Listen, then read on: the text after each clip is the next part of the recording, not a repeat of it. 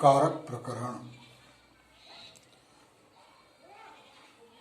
लोक व्यवहार में अर्थ की स्पष्ट प्रतीति वाक्य से होती है। वाक्य के स्वरूप पर ऊहापोह सुदूर भूत में ही आरंभ हो गए थे। अष्टाध्यायी में वाक्य से संबद्ध कार्यों के विधान अवश्य वर्णित है, किंतु वाक्य की परिभाषा के विषय में उल्लेख नहीं मिलता। उसकी पूर्ति वार्तिककार कात्यायन ने की है, अतः उन्हें वाक्यकार भी कहा जाता है। उनका यह विशिष्ट नाम दो तरह से सार्थक है। प्रथम, उन्होंने पाणिनि के सूत्रों पर वार्तिक लिखकर वाक्य का सरल रूप प्रस्तुत किया है। उससे उनकी रचना या वस्तु के आकृति परक स्वरूप का अंतर विदित होता है। सूत्र में वाक्य रचना की ओर ध्यान नहीं दिया जाता, उसे वृत्ति, भाष्य आदि के रूप में पूर्ण करना पड़ता है, जबकि वाक्य स्वयं में एक पूर्ण इकाई है। वार्तिक इन्हीं सरल लघु वाक्यों के रूप में लिखे गए थे।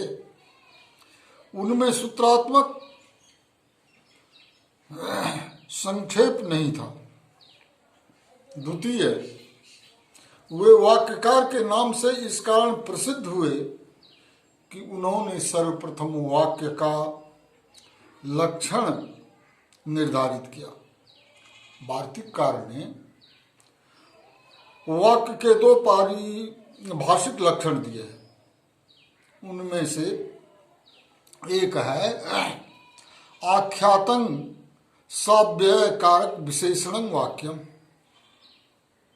यहाँ आख्यात पद से एक क्रियापद अभिष्ट है, अर्थात अव्यय, कारक एवं विशेषण सहित आख्यात वाक्य है। जैसे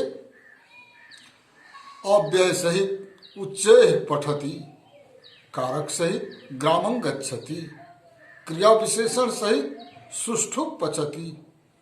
दूसरे लक्षण के अनुसार वाक्य का स्वरूप है एक तिंग वाक्यम। इस लक्षण से यह स्पष्ट हो जाता है कि दो आख्यात वाले वाक्य को एक वाक्य न माना जाए। वाक्य एक है, अव्यवहारित है। वाक्य में अवयव की कल्पना बाद में की जाती है। मूल रूप में वाक्य अपने आप में अविच्छिन्न है, पूर्ण है। वाक्य के अव्यय रहित स्वरूप की स्पष्ट करने के लिए वैयाकरणों ने चित्र, बुद्धि आदि का आश्रय लिया है। सर्वप्रथम चित्र हमारे सामने पूर्ण रूप में रहता है, तदनंतर उनके भिन्न भिन्न भागों में दृष्टि जाती है। उसी तरह वाक्य भी अपने आप में पूर्ण है, निराकांक्ष है एवं अव्यवहारित है। उसे समझने के लिए हम शब्दों, पदों में बांटते हैं तथा शब्दों का एक दूसरे से संबंध जोड़कर वाक्य का विश्लेषण करते हैं। जिस तरह मोर के अंडे के भीतर विद्यमान रस में भावी मयूर के अंग प्रत्यंग, चक्रक आदि अविभक्त रूप में पड़े रहते हैं तथा बाद में विभक्त होकर अलग अलग अवयव के रूप में प्रत्यक्ष होते हैं, इसी तरह वाक्य में एक आदि अविभक्त रूप में होते हैं। उनको अलग अलग प्रतीति अन्वाख्यान के सहारे हमारे सामने आती है। वैसे पद के सम्यक ज्ञान के लिए हम उसे प्रकृति प्रत्यय में विभक्त करते हैं। वह प्रकृति प्रत्यय विभाग भी काल्पनिक है। इस प्रकार वाक्य का वास्तविक विभाग नहीं होता, किंतु यथासंभव शीघ्र बोध कराने के लिए विभाग का आश्रय लिया जाता है। इस दृष्टि से वाक्य की अर्थवाचक माना गया है। इस दृष्टि से वाक्य ही अर्थवाचक माना गया है। वर्ण अथवा पद सिद्धांत में अर्थ के वाचक नहीं है। वाक्य को अखंडता को अभिलक्षणित कर व्याकरण दर्शन में वाक्य स्फोट का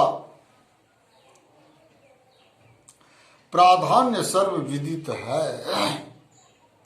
वाक्य स्फोट को प्रधानता को ध्यान में रखकर भट्टोजी दीक्षित ने ग्रंथ के आरंभ में वाक्य स्फोट के अभिव्यंजक एवं वाक्य की साधुता के प्रतिपादक पंचसंधि प्रकरण का निर्वचन किया है। वाक्य की पूर्णता का बोध कराने के लिए सुबंत तथा तिङंत पदों का स्वरूप आना आवश्यक है। इस बात को ध्यान में रखकर सूची कटाध्याय से सर्वप्रथम सुबंत शब्दों का निर्वचन खडलिंग प्रकरण में किया गया है। सुप विभक्तियां के प्रकृति रूप प्रातिपदिक के साधुत्व प्रतिपादक समास तद्धित आदि का निर्वचन करने की अपेक्षा भट्टोजी दीक्षित ने कारक प्रकरण को प्राथमिकता दी है। उसका कारण यह है कि समास तद्धित आदि के उद्देश्य को कार्यान्वित करने में कारकों की उपयोगिता सर्वविदित है। तथापि कारक प्रकरण के पूर्व स्त्री प्रत्यय प्रकरण का निर्वचन उन्होंने इस हेतु किया है कि प्रातिपदिक के समान ही नियंत एवं आवंत शब्दों से भी सुप विभक्तियां संयुक्त होती है। अतः सुप विभक्तियों के अर्थ का ज्ञान आवश्यक है। इसका निरूपण करने के लिए प्रसंग प्राप्त कारक प्रकरण दिया गया है।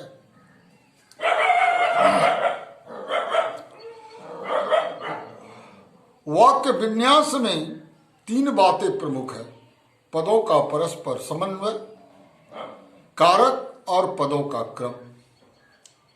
संस्कृत में प्रथम दो बातों पर विशेष विचार हुआ है, किंतु अंग्रेजी भाषा में पदों के क्रम पर अधिक विचार किया गया है। संस्कृत विभक्ति प्रधान भाषा है, अतः उसमें पदों का परस्पर संबंध विभक्तियों से निर्धारित होता है। भले ही वे पद कहीं रख दिए जाए, वहां क्रम परिवर्तन से अर्थ परिवर्तन नहीं होता। जैसे सह ग्रामं गच्छति, गच्छति सह ग्रामं, गच्छति ग्रामं सह, तीनों का अर्थ एक ही होगा। इससे विपरीत अंग्रेजी आदि विभक्ति रहित भाषाओं में क्रम परिवर्तन करते ही अर्थ परिवर्तन हो जाता है। यद्यपि संस्कृत में केवल पदों का क्रम ही महत्व नहीं रखता, तथापि इस विषय में पूर्णतया स्वच्छंदता नहीं बरती जा सकती है। पदों के परस्पर समन्वय से तात्पर्य है वाक्य में पदों के लिंग, वचन, पुरुष या काल की समरूपता। संस्कृत में पदों के परस्पर समन्वय के विषय में तीन बातें उल्लेखनीय है: कर्ता और क्रिया का समन्वय, विशेषण और विशेष का समन्वय तथा सापेक्ष शब्दों का अपने पूर्ववर्ती संबद्ध शब्दों से समन्वय। संस्कृत व्याकरण में वाक्य विन्यास के संदर्भ में कारक प्रकरण पर विशेष विचार हुआ है। तदनुसार वाक्य में संज्ञा और क्रिया के बीच ही संबंध है, उसके आधार पर ही कारक नाम दिया गया है। वस्तुतः यह क्रिया की निष्पत्ति में लगी हुई द्रव्य शक्ति है, जिसे साधन भी कहते हैं। इसी का दूसरा नाम कारक है। वह शक्ति मूल रूप में एक है, कर्तृत्व शक्ति। वही शक्ति आवंतर व्यापार की विवक्षा से करण संप्रदान आदि नाम प्राप्त कर 6 रूपों में प्रकाशित होती है। उसी शक्ति के ये 6 भेद कर्ता, कर्म, करण, संप्रदान, आपादान और अधिकरण नाम से प्रसिद्ध है।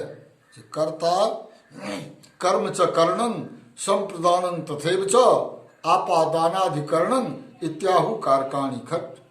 इनमें कर्ता की प्रधानता इसलिए मानी जाती है कि करण आदि की प्रवृत्ति एवं निवृत्ति उसी के अधीन होती है।